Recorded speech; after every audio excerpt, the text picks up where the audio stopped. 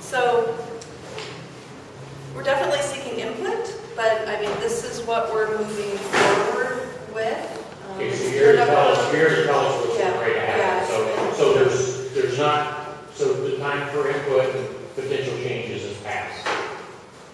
Depends on what the changes are. Okay. Yeah. Okay. So I'm Carol McMahon. I've been working on the design for this.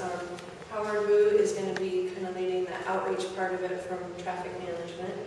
And Art is more probably going to be talking to you at a later date more about the paving project and the construction impacts. But we wanted to first start talking to you about, you know, because the roadway is being resurfaced, it gives us an opportunity to take a look at it and make improvements for bicyclists and pedestrians and transit users, and look at all modes of travel. So the entire roadway is being resurfaced, or no.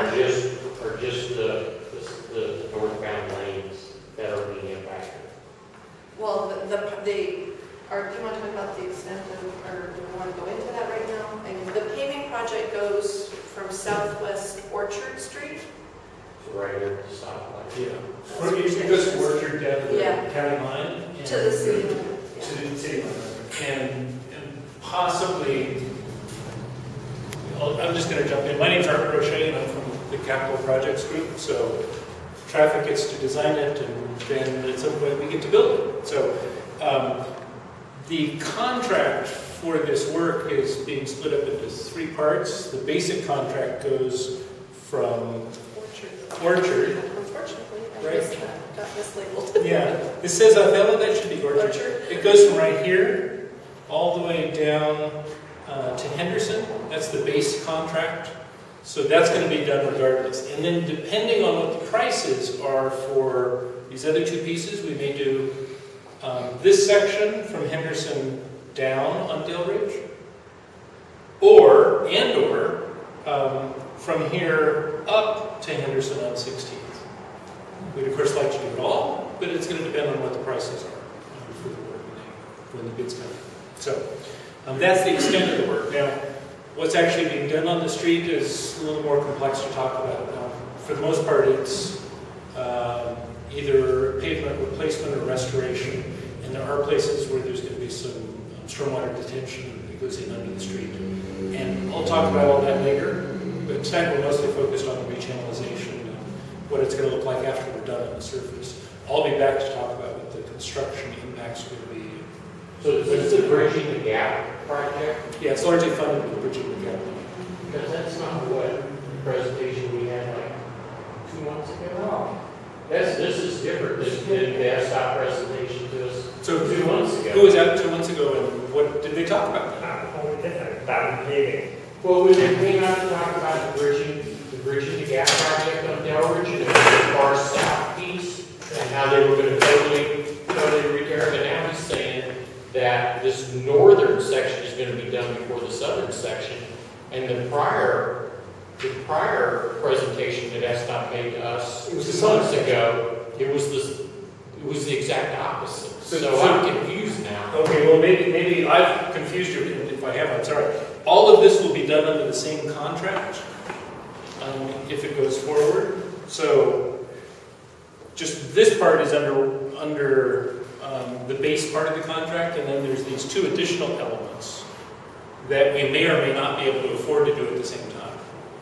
And I don't know what they came and talked about a couple of They were going to start months in ago. what was it? Weren't they? And go south to Roxbury. Yeah. That's. Yeah. There was no mention of anything north of Willow. Yeah. North of Willow. Yeah. It was just in the Westwood Highland Park area. That's what it was going to be. Because Tom Rasmussen was here that night. Jim Curtin with SDOT was here that night. We talked about a boulevard, a chance to boulevard field in it, field to the project. It was a resurfacing project, right? Well, yeah. But it's. Well, I'll be very interested in seeing your meeting notes from that night and find out who came and what they talked about, because, yeah, I didn't know. It's just strange because, totally different than what the presentation that SDOT made us just 2 months ago. Yeah, strikes me as strange too. Yeah. You're drawing a blank on this? Yeah. Okay. And it's the same department? Oh, well, several of them but if it was Don Rasmussen was here, that's not SDOT, that's. Well, no, I'm just saying, Tom was here in another capacity. I see that. Like not. Yeah. That fall. It drugs are, I think it was like November or October. Now, you remember this, Sam, you're a city employee now, you remember this? You remember this presentation? Yeah, and this is completely different, right? And that's where we had the walk. Remember, Tom was like, we need to point out these issues. Well, sorry, we're holding you up, but that's. Okay, well, I haven't said my piece. Okay. And Carol, take it away. So, because the roadway is being resurfaced, it gives us an opportunity to look at how it's striped and do some changes. So, we look at, so bike master plan calls for bike lanes on Delridge from way up north by the bridge all the way south down to Holden Street, and then from Holden Street south to the city limits, it calls out for Sharrows. So we did a lot of data collecting and analyzing it and looking at the traffic volumes and the roadway width and what we could do. So what we determined is we'll extend it up to Myrtle because that just seemed like a good spot to start it. So from Myrtle to 21st Avenue Southwest, we'll be rechannelizing the roadway from, right now it's a 5-lane section, so you have a center two-way left turn lane and 2 lanes in each direction. So that will be going to a buffered bike lane. We have enough space to add a buffer in between the bike lane and the vehicle lanes to provide a little bit more separation and comfort level for cyclists. So no on-street parking? No on-street parking. Currently, there is no on-street parking in that area right now allowed. But it says that there is. Travel lane, sorry. Yeah, it is. Yeah, so that's this section here, Yeah. where there's 2 travel lanes in the center, and there'll be a bike lane, a buffer, a travel lane, a turn lane, like there's now. And then it's just the marriage of those. And that's from Myrtle to 21st. So the lights would be adjusted to where instead of having 2 lights, just one so people don't think they can drive in that area? Yeah, it still would have 2 traffic lights. But you can't drive in the buffered area, you can't drive in the bike lane. I think that's going to cause some confusion for drivers, but that's my 2 cents. So then from 21st Southwest, actually down to Kenyon, we're able to get bike lanes all the way to Kenyon Street. So, where's 21st turning? Is that right by the precinct? It's slightly just north of Holden by a very, like, 0.1. Where it goes from orange to black. Okay, guys, so it's right by the precinct. So right now you've got a dedicated right turn lane for turning onto Holden Street and 2 southbound lanes and 2 northbound lanes. We would be switching that to maintaining the right turn lane, bike lanes in each direction, and 1 general purpose travel lane in each direction. And I know I talked to Jim, and one of the things that he mentioned that you guys had asked for us is for us to look at left turn pocket opportunities at Thistle, at Trenton, and Holden. Right. So at the intersection at Holden, we are able to add that dedicated left turn pocket for turning left to go westbound on Holden Street. So that's shown right here. So we have bike lanes in each direction, 1 general purpose travel lane in each direction, and a northbound left turn lane to Holden.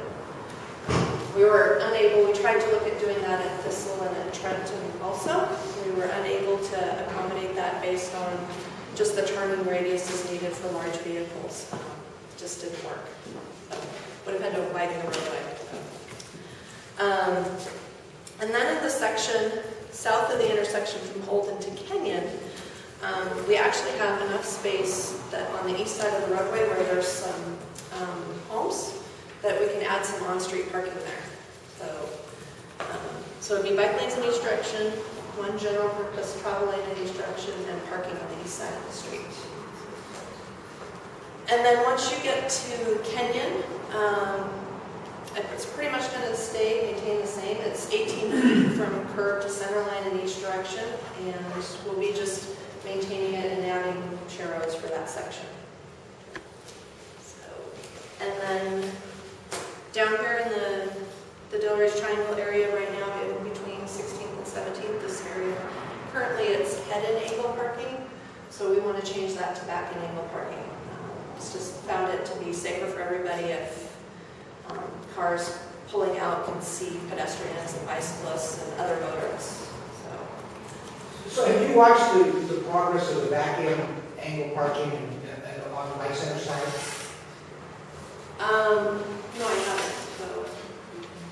You know they put in what do you call them, yellow? Yeah, I saw the story they put in like In the center of the street, you know why? Because people were crossing it. So what's gonna, are you gonna have to do that on the city side? We haven't done that anyplace else in the city. The city of Seattle hasn't done that. The same it is signed. It is signed back and angle parking only, so it would be a parking infraction. So we'll have to watch it. Like the sheriff's did in White Center, they did enforce it. So I mean, I'm just saying we may have to put So back in parking on Delridge. Yeah, in the one block. And that triangle here. At the southern, that one last block from the city limits. I think it's up to Cambridge. Right, where it's currently head and angle parking.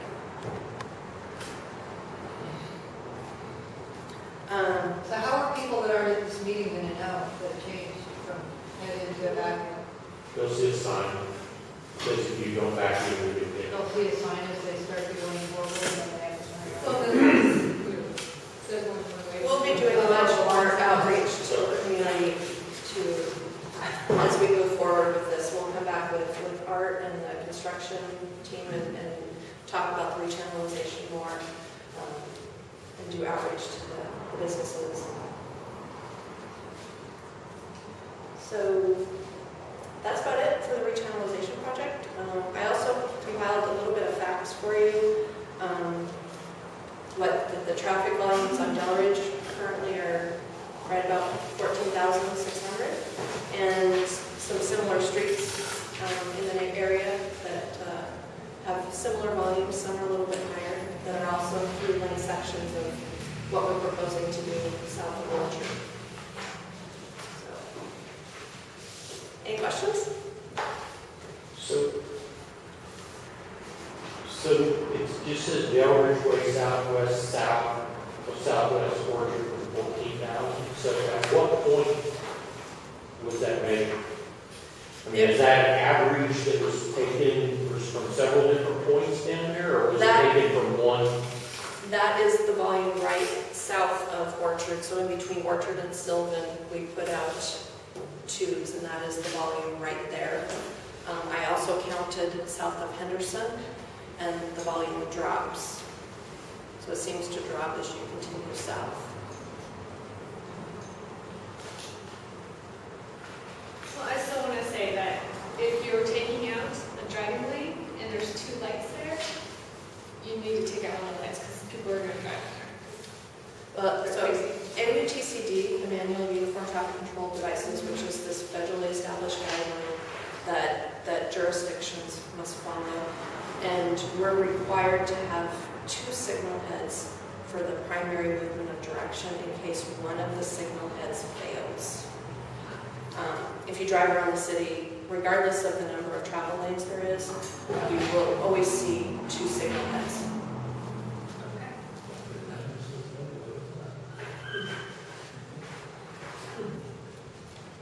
So I have a question about the bike thing here. So at this one section here, Canyon to Holden, there's cars parked on the right-hand side and there's a lane to the left of it. And then you go up a few blocks more and there's another section where it's off to the right and then there's another section where there's a buffer. So Isn't it gonna be really confusing, or is there gonna be a real consistent There'll thing be, here to show there'll be cars and smooth bikes where to go? transitions, yes, there'll be taper links and this is to just give you a snapshot view of what the cross sections would look like in different areas. They would transition with, you know, proper taper links. So on number 4 there, that stuff that's getting to the city limits, are there a bike lane on a different road in here, or what's happening there? The picture looks like a couple of bikes in between trucks and cars, but it's not really. It would be an 11-foot shared lane, so. So that structure of highway is, we're not going to widen that at all, right? No. You know, I would recommend not even using the Shero designation. That stretch of road, there's barely enough room to drive. People that are riding bikes on that stretch of road, they already know. I might die. And are choosing to do that. You know, in my personal feeling, if you're encouraging people to bike on that stretch, I don't think we necessarily want to. And I like biking, but I don't think we necessarily want to encourage people or give them the impression that this is a safe place for them to ride. I would have to suggest that is not true. Wasn't there a death in that area from a biker, like in 2008 or 9? I couldn't tell you, but I mean, there's many times where it's a challenge to get 2 cars going on. There's not really room on that road without widening it to peacefully cohabitate vehicle and bicycle traffic. That's my thinking. So, what public input have you gotten on this so far? Because there's a project in the Delridge Way District Council that we thought that we were working with SDOT to look at the entire stretch of Delridge Way Southwest from the bridge to the city line to to totally redo it and not make it feel like a vehicle throughway, that it would be more ways to slow traffic down. And this doesn't seem like that the neighborhood of Delridge has been consulted at all on these plans. And then my second point is how I understand the city has applied to the state, I believe it is, for a rather large grant to study bicycling through the Delridge corridor, a rather large grant of like $350,000, and that grant has not been awarded yet. And I'm wondering how because SDOT's the one that has applied for this grant, and I'm wondering how the plans for that grant and how what you're going to do with that grant are going to impact what's being shown here on this rechannelization. It just seems like to me that we're being presented with a lot of information for a number of different projects that I don't see how they're meshing together. It's almost like y'all are sitting on opposite sides of the hallway and not talking to each other. You know what I mean? Yeah, I do. Unfortunately, just a week ago Monday, Jim Curtin from your department was at my neighborhood council meeting, and we were talking about the stretch from basically here to the bridge, and the rechannelization that Metro is doing there. How's this going to blend into that? And then how is this $350,000 grant that we were told that SDOT's applying for, to totally restudy the whole bicycling thing along Delridge? How does it mesh in with what you're proposing here? See our confusion? I do. I definitely do. I apologize. I've been working with Metro on the northern portion of, their Route 120 project here, to add the northbound bus lane. So, it all goes with, accommodating all modes of traffic, and can we, add new bike facilities? So,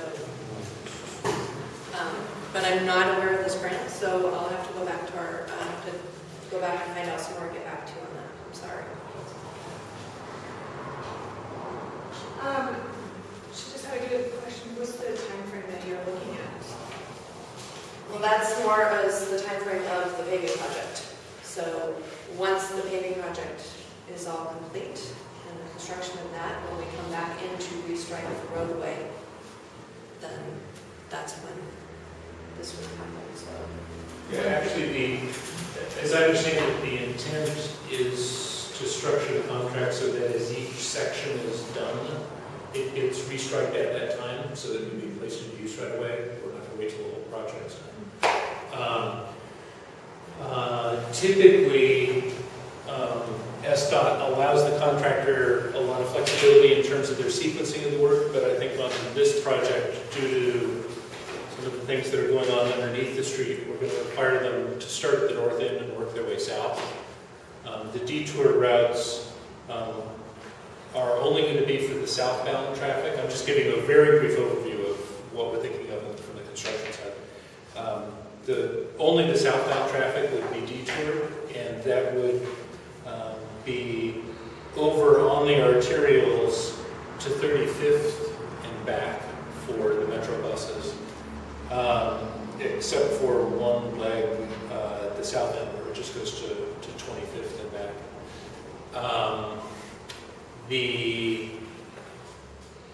If the design goes forward and the bids come in without any irregularities, it's possible that we could begin construction as soon as January or February of 2013.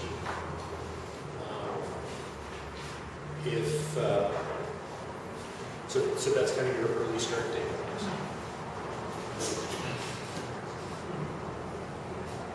When do you anticipate we would have to come back and talk about the repaving in more depth? Well, as I understand, you're having a joint meeting with West Seattle next month, and you have to assess, you take the month of August off, is that right? So I will be happy to come and talk to you whenever you'd like, certainly at the September meeting for this organization. For any of the constituent organizations, the neighborhood councils that would have a particular interest in this, we're happy to come out anytime between now and then.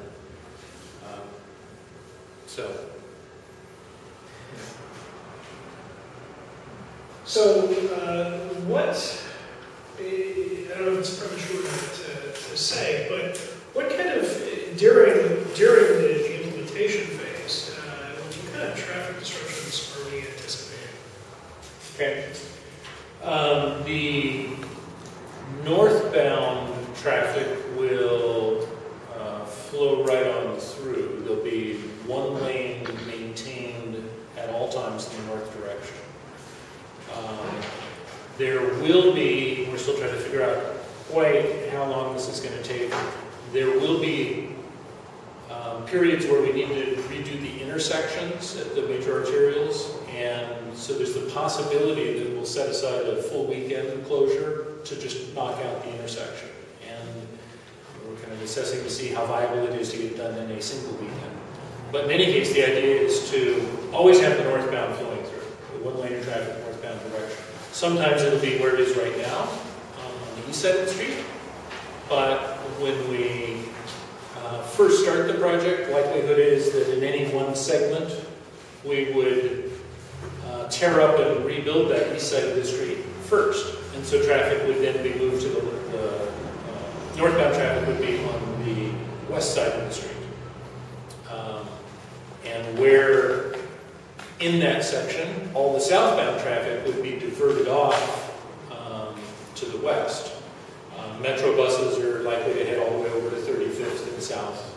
We only make one signed detour route, and that's to the nearest arterial. 35th is it, and that's the one that the Metro buses would use. And then as we move south, that segment that's closed would just kind of keep changing, and I can go over in more detail kind of what those segments are on the specific detour routes. I didn't bring those maps here because we figured the focus on the channelization was enough for one night. Sure, no, and that's probably a better conversation for later on. As we continue to look into that,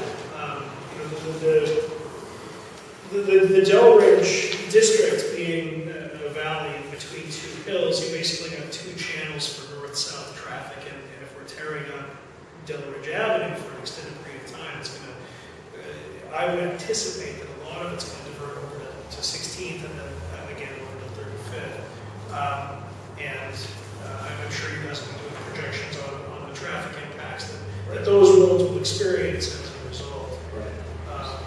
It's our thought that more of the impact will be on the southbound traffic. That, northbound, whether it's commuters or local traffic, will continue to use the open lane even if it's through a construction zone. There'll be some bleed off, but one thing that I do want to ask you about, and there's time to deal with this later too, but let me plant the seed. If there are things that you're aware of in the district, for example, on the detour routes themselves or on areas that are likely to pick up additional traffic, where SDOT can put some effort into making better before the detour comes, we'd like to know about that now, so that we can do it so when this disruption begins, we're not also trying to now go back and fix something that's blocking up, the parallel lanes that people are going to want to use. Right. So what kind of mitigation will there be for those poor, unfortunate folks that live 2 blocks either side of Delridge that traffic is not going to naturally divert all the way to 35th? I mean, they're going to take the path of least resistance, and that's down, one of the other streets that runs parallel with Delridge, and there's some of those streets now that are not in the best condition, and so when you throw an additional body of traffic on there for an extended period of time, have they been talking to y'all here about this? And not that I have seen, and we have spoken to components of traffic. okay, because I can just see once this becomes publicly known and whatnot, as you and your staff go out to community meetings, y'all are just going to get peppered with questions about this. So. Are the side streets in this area paved with sidewalks? Because the side streets in North Delridge are not sidewalked, and that makes a huge difference for safety. Yeah, I confess to not being as familiar with the off-arterials, and those are things that we'll certainly look at. In the places where I've gone and walked, yes, there are, but that has been kind of spotty, and I haven't walked the parallel routes throughout. Yeah, but a lot of these streets that we're referring to are not arterial. They are neighborhood streets. Yeah, that in some places are 2 cars passing each other with a car parked there. Right. I mean, it's so certainly if there's any of those roadways that are in disrepair, that's exactly the sort of thing that we'd like to know about now. And as an amenity, maybe we can do something about that, for those people. What we've found on those narrow non-arterials, particularly if they're heavily residential in character, there is parking used on both sides, and due to the potential for delay if there's two-way traffic on them, those volumes increase, it's actually slower than going further away. And so it's kind of a naturally leveling process as people, they try that first block over, and that was, we ended up having to stop 3 times on that 2 blocks between where they turned off of Delridge and where they wanted to get back on again. So traffic, like water, tends to find the even flow, and there's not a lot that SDOT can do about that. People don't like it if we come in and say, well, we're going to block block off your street, and now nobody can travel up it or project it for 2 blocks over, because it just pushes the problem that much further away. I think what I was trying to make was that, your comment was, streets that maybe have something done before extra traffic went on. My point was that there are a number of those streets that are being referenced that are already in bad shape prior to putting additional traffic on them. That was the point that I was making.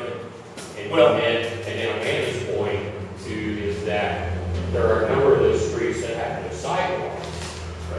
And when you put increased volume of traffic on there, it raises the safety concerns. Yeah, well, that's an excellent point. I'll look to see if there are immediately adjacent kind of flanking routes that lack sidewalks, because pedestrians are having to use the streets if there aren't any sidewalks, and we don't want to increase that. If that's the case, we'll certainly take a look at what we can do to minimize those different road conflicts. Well, if possible, as nice as it would be to come up with any way we can to get free paving, if it's possible to take funds and direct them to SPD in order to have enforcement. Because I can tell you, for example, here in North Delridge, anytime anything's going on out here, which happens quite often in the mornings, everybody hops over 2 blocks to 26, which is a quiet residential street, and they go tooling up those streets at 45 miles an hour, and 2 cars can't pass each other, and we've had all sorts of crazy things happen over there, which I'm sure everybody knows about. And so if we'll do it here, they're certainly going to do it down there. But I'm much more concerned, as other folks are pointing out, the further south we go, we do a lot of elementary school kids walking around. Well, I would personally love to have a little SDOT police department, wing that just did enforcement related to major construction projects, just to minimize that. But I understand Seattle Police Department has other priorities, and they don't often kind of jump to the things where we say, oh, well, traffic might be worse here for a while. So I understand that too. But you make an excellent point. I'm saying that can be directed towards overtime for SPD. I'm sure we can find ways to do that. At least at the beginning of your project, because that will set the precedence. Right. I mean, people will know the first couple of days, you got police. And that's what happened with Spokane, the viaduct, when they were right grazing. They had police all over, and people knew not to mess. Yeah, we have found that right at the outset of a project, if you establish the tone for enforcement, then people's patterns are set. And also, whenever you introduce a change like this, it takes a couple of weeks for it to settle out. So, the first day or two isn't how you judge how it's going to be for the rest of the construction project. So. I know you have other things on your agenda, and I don't want to overstep it up. So I'll make 2 quick comments and then we'll move on. Sure. Okay. I'll make 2 quick comments. Diana will ask a question, and then we'll move on. So regarding things that we can do now to look into easing the impact on traffic, the peninsula has very limited points of egress from it. And what I would just suggest right now is to, as far as things you can be doing in advance, looking at those channels for egress off the peninsula that currently exist, and looking for ways to make process improvements on those. One bad day, the whole thing just collapses. Because you just aren't places else to go.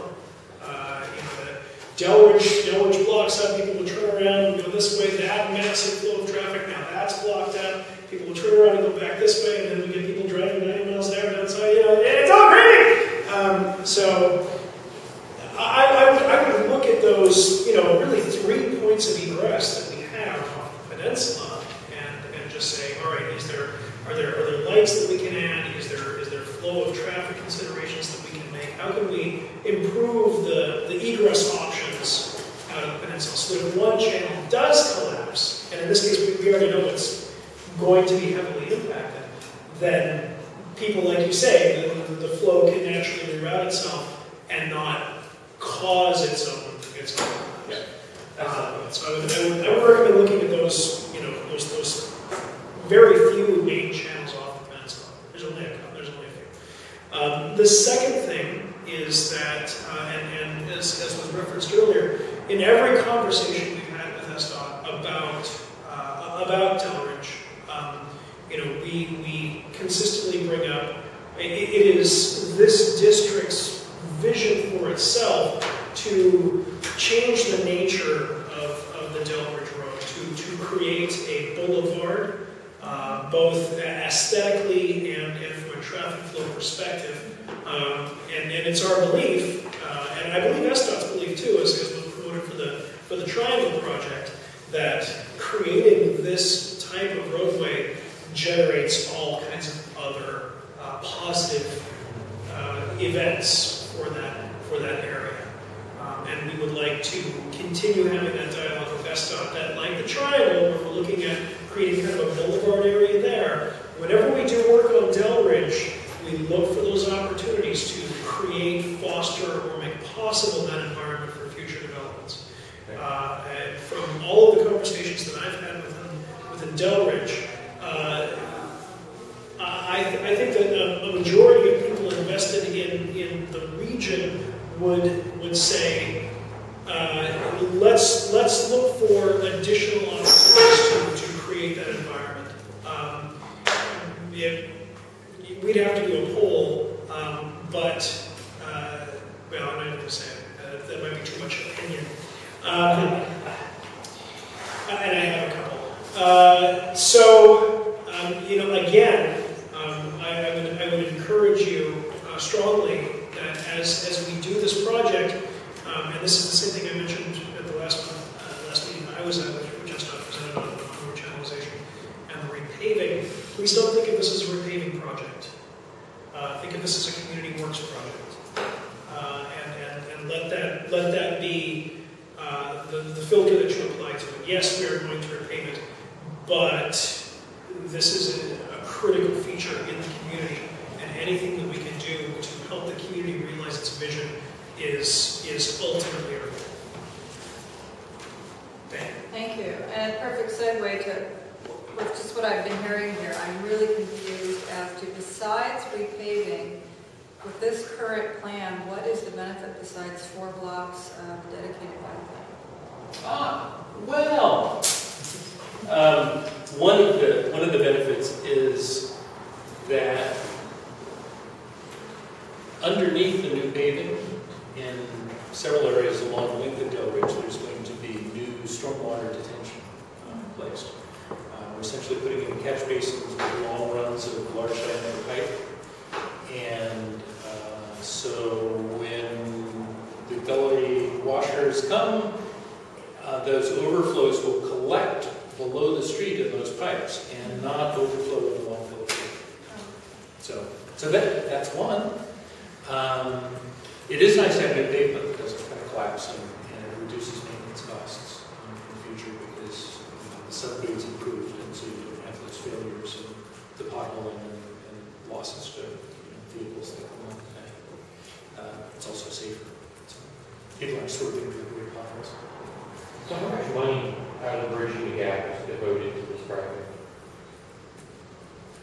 Dang.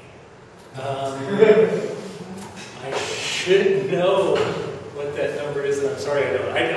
I don't even know what the engineer's estimate on this is. I'll find that out and get back to you. So. I thought I heard them say 340,000. Is that? Yeah.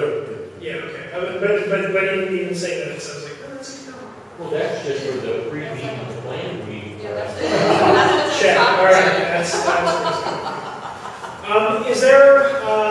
Do we have contact information for additional questions? I will certainly leave you my card. I know Carol brought a bunch of hers.